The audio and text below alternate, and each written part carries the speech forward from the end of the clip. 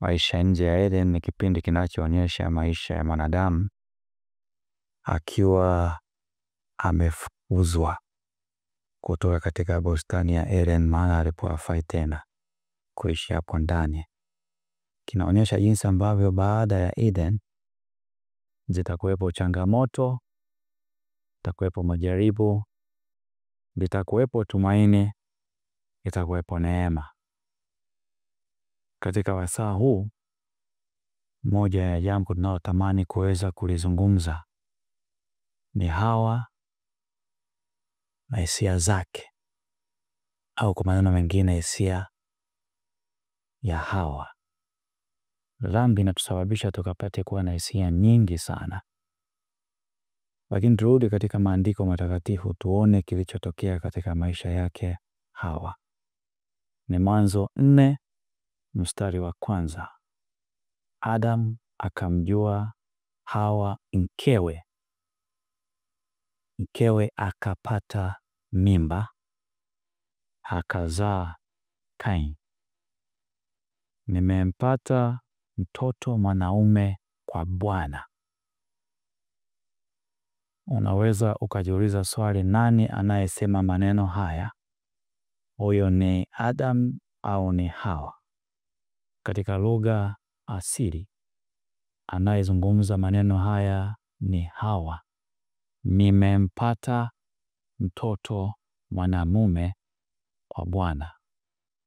Yanaweza kuwa ni maneno yanayoonyesha shukrani kwa Mungu kwamba amempatia kwa mara ya kwanza katika ulimwengu mwanaume anayefanana na mme wake. Hisia zinazompata anapopata mtoto huyo ni furaha iliyochangamana na huzuni.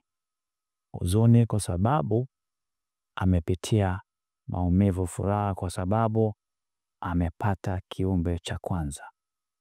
Huyu ndiye mwanamke ambaye alikuwa amesikia sentensi utazaa kwa uchungu, asijue maana ya sentensi kabla ya kujifungua. Sisi tunafahamu, wanawake sio wanaume, maumivu ya kujifungua.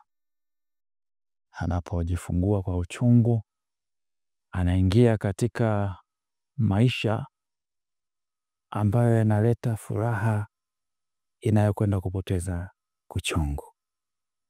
Unaweza ukawa ni mwanaume, unaweza ukawa ni mwanamke, unaweza ukawa ni kijana, unapitia changamoto za maisha, uchungu usioweza kueleweka kwa wengine. Ninachokuomba, kumbuka ya kwamba wewe sio mtu wa kwanza. Ukumbuke ya kwamba unachokipitia kuna kipitia kwa sababu Mungu ameruhusu ukapata kupitia hicho. Maana aliruhusiwa Hawa kupitia hisia za uchungu akimpata Kain.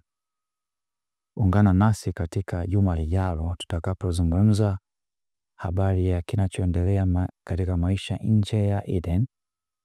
Swali la kujiuliza ni hili: itakuwaje kwa wale watakaozaliwa na Hawa? Itakuwaje?